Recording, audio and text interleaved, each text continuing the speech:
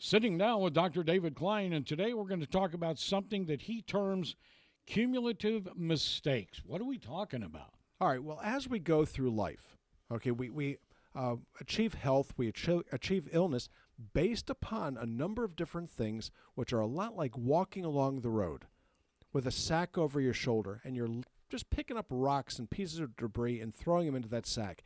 And eventually, at some point during this travel, that sack is going to get heavier and heavier and heavier, and you break under the load. So, same thing is true with health.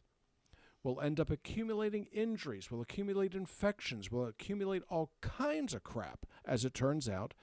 And at some point, something is going to break, and then magically, gee, I don't know why I have this issue right now. Whether that's issue is a cancer, an infection, or some type of chronic illness.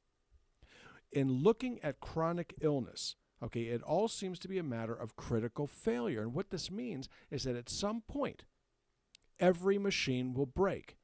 If you have a pickup truck, you know that there's a load limit in that pickup truck. You can't just keep throwing one more branch in, one more tree stump, one more sack of concrete, because eventually something is going to break, whether it's your differential, your suspension, or whether or not it's something more serious like blowing an engine. The same thing is true with people. So what sorts of critical errors are we looking at? And it's almost always nutritional. Nutritional in nature, or it could be catastrophic, something outside your control. Being struck by lightning is one of those sorts of things that can happen. So what do? You don't push your luck. In the thunderstorm, you don't sit under the tallest tree. If there's thunder and lightning going on, it's not the time to finish the round of golf. We lose a lot of golfers in the state of Florida due to lightning strikes. It's not wise for you to go outside and fly a kite in the middle of a tornado season. This is just not the sort of thing that a sensible person would do. So cumulative failure, these sorts of mistakes that you make over time that eventually crash the machine. My favorite things nutritionally are mineral deficiencies. And this is where I start with people, and I harp on this, and I poke fun at folks, and I do what I need to do to get them to do the right thing. And it all starts with minerals. Why? Because these enzyme cofactors are necessary for health. They're necessary for life. And as we go through life, you're eating and drinking very much the same thing that you were taught when you were a kid. So why is it that a 40-year-old or a 50-year-old female ends up with osteoporosis when the teenager eating the same stuff grows? This is not a life's mystery. This is actually very easily explained. And it starts with your gastrointestinal tract and ends with your hormone status. As a child, as a teenager, as a young adult, your gastrointestinal tract, your stomach, your intestines are working properly. But as we get older, as we get a little water under the bridge, as we get a little gray hair added to the top of our heads, in some cases along the side of the head, the GI tract becomes less and less efficient, making mineral deficiencies more common as you get older. So the calcium that you got as a kid, eating a garbage cheeseburger, so on and so forth, you're going to grow. But as you get older, you start to hunch over. As an older person, the bones start to break because of calcium deficiency, not because of what's in your diet, but because of the way the gut operates or the way your endocrine system has changed. No estrogen, thyroid's not going to work. No estrogen, the bone isn't going to lay down. No vitamin K2 because your GI tract has been compromised. Osteoporosis ensues. These are the sorts of things called cumulative disasters, cumulative mistakes, or cumulative failures. So as you get older, it becomes more and more important for you to focus on what is going to keep you healthy. In baseball terms, it's called keeping your eye on the ball. Okay, that's the way that it goes. Now, can you make a difference as a child? The answer is of course. Okay, as a young adult, it becomes equally important, or maybe a little bit more so. But as you start getting into middle age and older, these sorts of mistakes become more and more dangerous. They become more and more preventable. So where do we start? Cumulative advantage, cumulative disadvantage. We start with nutrition. Now, in medicine, I was taught that you could expect an individual to be on prescription medications, one per decade of life plus one. Now, what does this mean? It means a 40-year-old can be expected to be on 4 prescription medications plus one. That's 5. A 70-year-old, 8. A 30-year-old, 4. But none of this is really necessary if you start dealing with chronic illnesses earlier in life and preventing them by using the right nutritional approach. And this doesn't mean fad diets. It doesn't mean going out there and pretending that not eating a chicken is necessarily going to lead to a better existence for the chickens that are not yet born. It doesn't work that way. Do trees scream when you make wood out of them? Really. I mean, the argument is there. It's a real argument, but that aside, what we really need to look at is what's it going to what's it going to take to keep your kidneys from screaming? What's it going to take to keep your lungs working? What's it going to take to keep you healthy? Now, that's where the rubber hits the road, as it were. So we start with minerals: magnesium, zinc, vanadium, chromium, silicon, boron, manganese. All of these things have a place in your diet. They all have a place in your body. What do? They keep the machine working. They keep the enzymes working properly. What about the vitamins that you're likely to ingest? Cumulative advantage, cumulative disadvantage.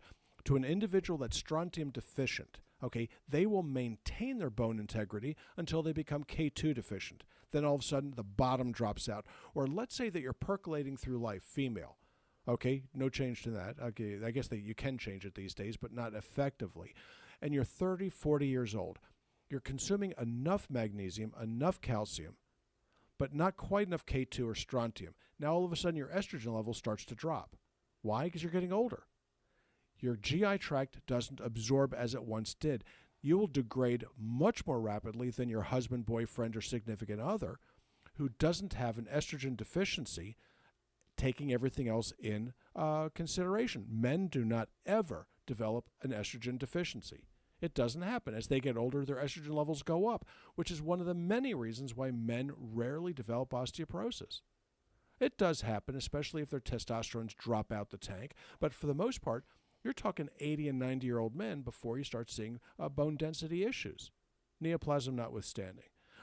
So cumulative advantage, cumulative disadvantage is a terribly important, or if not useful, way to look at how we can make a difference in our lives. Critical failure.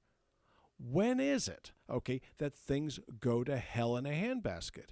It's when you end up with enough mistakes that intersect at the right organ systems for things to break and fall apart.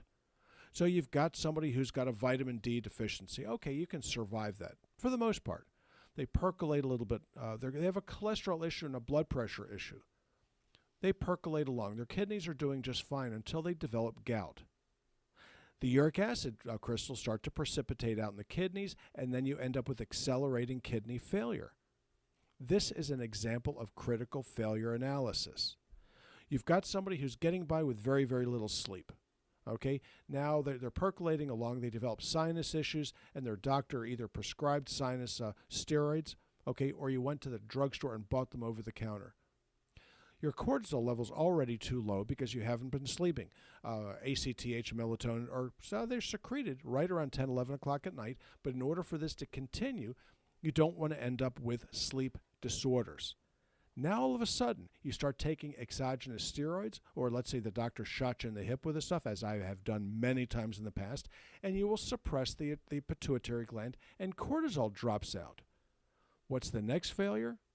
That's when the immune system starts to take a hit. No cortisol, the immune system doesn't work, and this is where people end up with neoplasms. You have to be very, very careful that something that starts off as a sinus infection can lead to bigger problems down the line. So critical failure analysis and critical mistakes and critical thinking. Well, I can see this being a big challenge because the most people you talk to, they've got a regimen of probably 20 to 30 items that they get stuck on. It could be a tuna fish sandwich. It could be scrambled eggs for breakfast.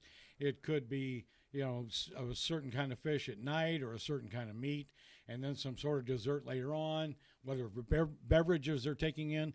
But they do it cumulatively. This stuff, they don't change. It doesn't take long for these small changes to become big problems. It's the last little piece of this. It's like the old story about the delicatessen. Where's the profitability in the delicatessen? It's in the last piece of the salami. This is also where we gain weight, and this is where these conditions come in. So the individual that has a scoop or two of ice cream every night because they deserve it, and it's their favorite thing, is likely to gain 5 or 6 pounds a year. Now, that doesn't sound like a lot. 5 or 6 pounds, who cares? After 10 years, it's 50 pounds. Okay, what about that extra slice of bread? How about the bread, period? How about the deep fat fried garbage that we're so apt to eat? I ate this morning at a breakfast joint because I was driving in from Tampa. And I'm looking around the room and watching these people eating pancakes with syrup and butter, wondering how, that was just remarkable, how few people in there weren't fat. This is what they were all eating. Looking at the menu, there wasn't anything on there that you could really avoid. To end up the same way. They prided themselves on their pies. And I'm looking around thinking, my God, this is what's happened to our society.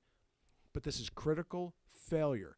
These are individuals sucking down the wrong carbohydrates in the wrong amounts at the wrong time of the day, and they end up with the same predictable result. And that's that. And as many of these people were farmers, they start looking more and more like the cattle that they slaughter.